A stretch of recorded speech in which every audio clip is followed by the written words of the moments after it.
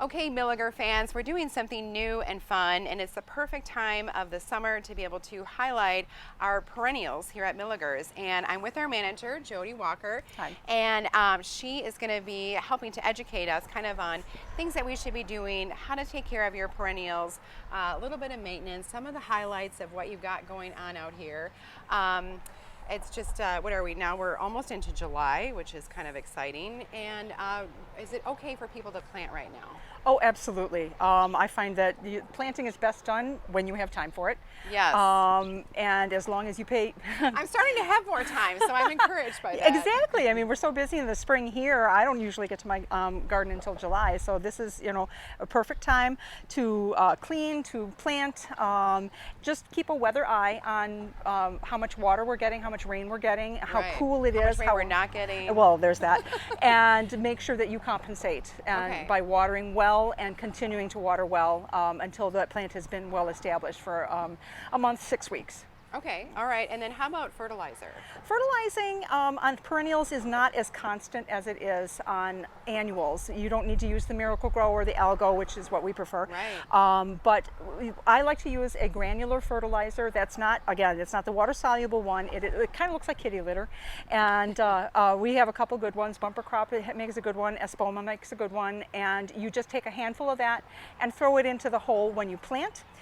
For established plants, you can top dress or sprinkle it around the root zone of the plant in the spring. You can do one in the summer around July, and then one in the fall before they go dormant. Okay, perfect. And then I love, so we did a podcast this morning. You'll be able to hear it next week on our podcast, so be sure to check out a little more in depth. But when you talked about, and I think it's so important of what we're putting into the soil to make sure that the plants stay healthy. So oh, absolutely. Just nurturing what we're adding to it. Additive is exactly the right word. Soil amendments, you want to add organic material when you're planting. So why isn't your soil, just plain soil, good enough? It is, but you can never add too much organic material. And so, for instance, if you live here in Racine close to the lake, you have sandy soil and the water just goes straight through it. Yes, I know that. So you put in some peat moss or some mushroom compost, garden compost, something like that. And what that does is it absorbs the water and doesn't allow it to run through. It holds it available for the plant roots. If you live out west like I do and you have heavy clay, then what that organic material does is it absorbs excess moisture where that wet, heavy soil would be too much around roots, and it creates the air pockets that it needs. And so again, you simply can't add too much organic material. Okay, that's just helping you to be more successful when you're planting your perennials. And we also talked about, we're out here where our demonstration garden is, which is so much fun. This is right along where our farmers market is outside, so you guys get to see this every single Sunday when you walk by, but you can definitely visit more often.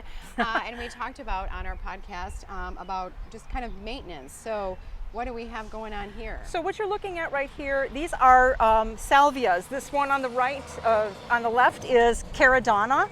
It's the tallest of the salvias. The one on the right is called Caramia. And as you can see, they're beautiful and purple, but they're starting to flop over. So what I'm going to do today, what it needs to be done is just, you take your heart in your hands and you grab a handful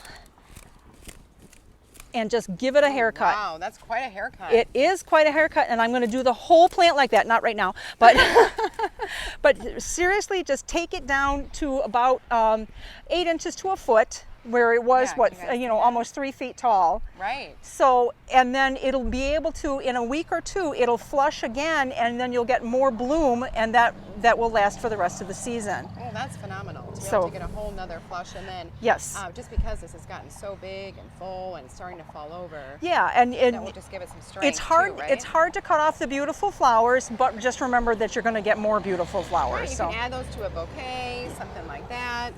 Right? Yeah, look at that. Yeah, that is beautiful. So that's a great option. And do you do that with all of your perennials that are kind of finished blooming now, or? Well, deadheading is a very important aspect of gardening, and I'm sure we're all familiar with it with annuals in our containers and things like that. Perennials, for me, it's even easier. You just wait till it starts to look, mostly dead, and then just give it that haircut. I don't know if we can see from here, but there is a couple of things going on. This big bush. I can turn this here. here. Yep. Yeah. Got it. I can see That it. is a baptisia, which is huge and beautiful. When it started out, it was like a third of this size. But it's done blooming now, and it's starting to overshadow some things that are underneath Yeah, of it's it. huge. So that also is going to get cut back, like way back. Maybe not as severely as that salvia, but I'm certainly going to take out a lot of the under branches and just take down the volume a little bit, so that the coneflowers and the Joe Pye weed that are behind Yeah, it they're over there. can and be it's seen. They're getting kind of covered up. Okay, well, we'll have to give you an update on what that looks like after its haircut. Yeah. And then we want to highlight some of the fun things that we have over here. Oh. This is something new. It is new for us here. These are perennial combination planters. So people ask me, can I put my perennial in a container? And I usually say, well, not if you want it to be perennial next year. Right. Because what makes them perennial is that their roots are below grade. And if they're in a container, that means they're up in the bare air. And in the winter time, it just gets too cold and too dry, really, for plants to be able to come back in that sort of situation. But the reason that we've done these combos is for people who might not have had time to plant in the spring. I don't know, can we see them good? Hold one up here. There, yes. Look at this one.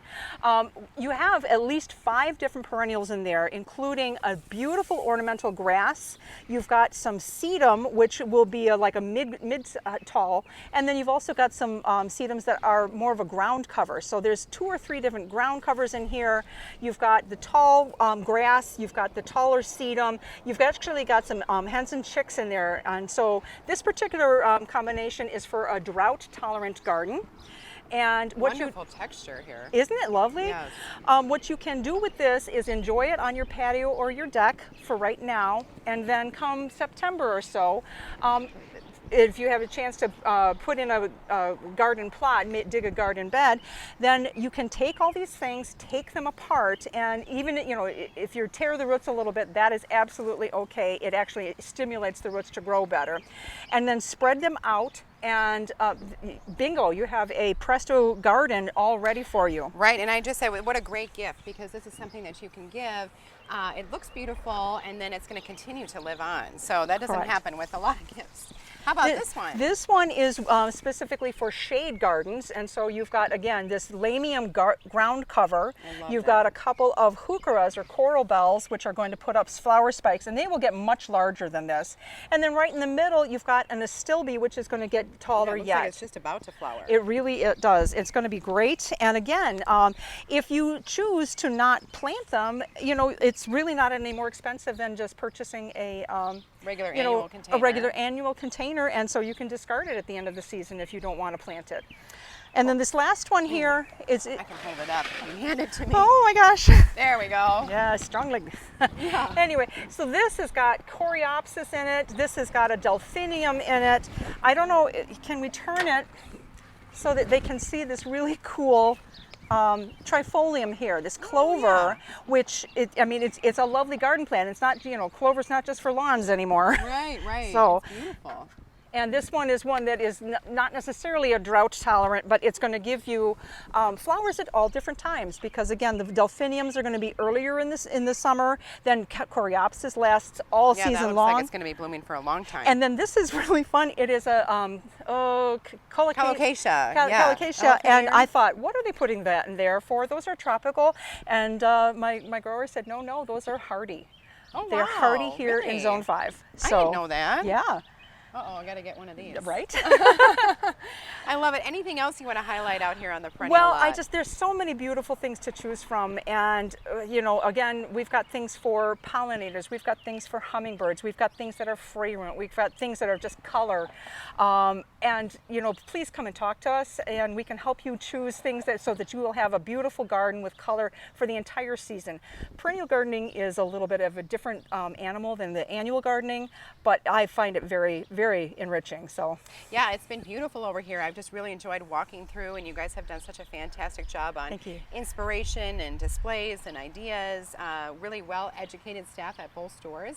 So I see you guys a lot of times with customers who are bringing either pictures of their Yeah. garden or phones with pictures and just trying to get guidance, and you guys are just so good and patient and knowledgeable. well, and that's the thing is like we can do you a thumbnail sketch where if you had to wait for the landscape department, you might be waiting until September before they can even do you a drawing.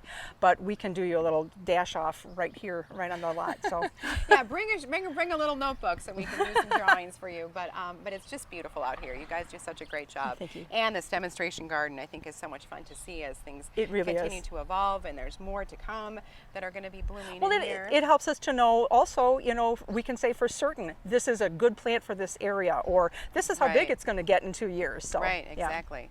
Okay, guys, come and see us. The perennial lot looks absolutely fantastic. Jody and her team is here at the Racine store. We've got another great team over at our Sturtevant store for any of your questions and guidance that you need. It is looking beautiful out here.